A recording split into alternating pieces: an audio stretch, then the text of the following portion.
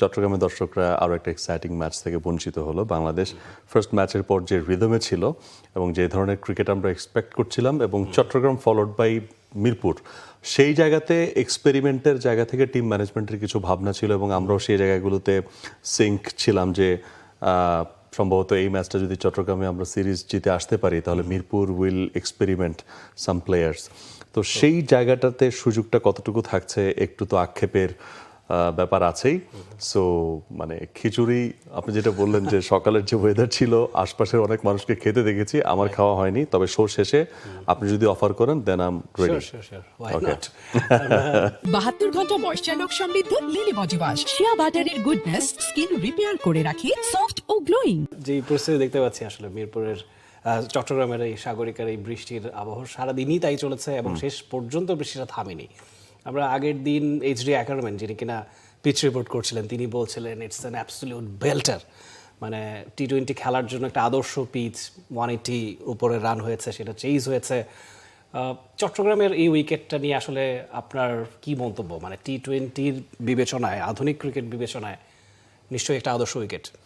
Definitely এবারের উইকেটটাকে প্রশংসা করতে হবে। সেম ওয়েতে মিরপুরও যেভাবে উইকেট প্রিপেয়ার করেছে।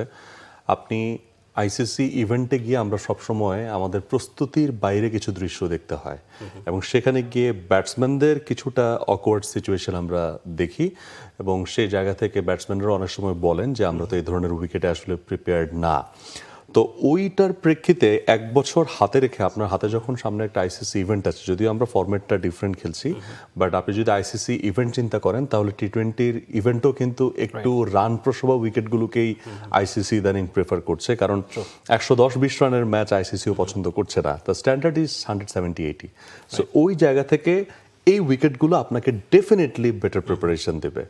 পাকিস্তান সিরিজে মিরপুরের উইকেট যেমন প্রশংসা কুড়িয়েছে, আমরা চেয়েছি, খেলোয়াড়রাও তারা বলেছে অকপটে, শাহিন শাহ আফ্রিদি, আগা সালমান তারা প্রশংসা করে গিয়েছে এবং তারা বলেছে যে বাংলাদেশ যদি এই ধরনের উইকেটে প্রিপেয়ার্ড হতে পারে, উইনিং হ্যাবিটটা কন্টিনিউ করতে পারে, বাংলাদেশের প্লেয়ারদের মানসিক যে কনফিডেন্সটা আছে এই কনফিডেন্সটা অনেক গুণে বেড়ে যাবে। বিকজ ট্রু উইকেটে আপনি যখন একটা ট্রু ব্যাটেলের পরে you will get the win, তখন আপনার মনের মধ্যেও ওই বিশ্বাসটা জন্মাবে যে 300 রানের ম্যাচ আমরা চেস করতে পারি অথবা আমরা ডিফেন্ড করতে পারি একটা ভালো দলের বিপক্ষে।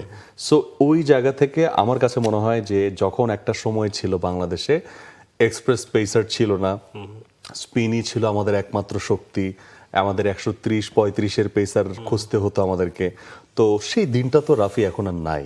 আপনার কাছে 150-এর উপর গতি ওঠে সেরকম বোলার আছে, 50-এর কাছাকাছি যায় সেরকম অনেক বোলার আছে, 140+ বোলাররা আছে।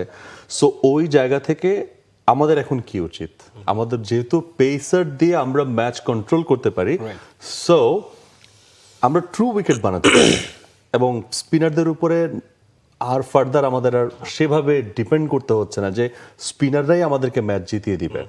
সো কি মিরপুর, কি চট্টগ্রাম, কি সিলেট, আপনি যেখানেই খেলেন প্লিজ মেক ট্রু উইকেটস এবং ট্রু উইকেটেই খেলেন, take the true preparation and also gain the true confidence and you will be the true soldier.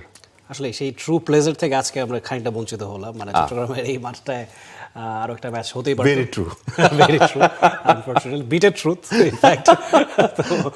For more updates, subscribe to our YouTube channel and click on the bell icon. Follow us on Facebook and Instagram. Download T-Sports app to enjoy exciting games and highlights. Visit tsports.com.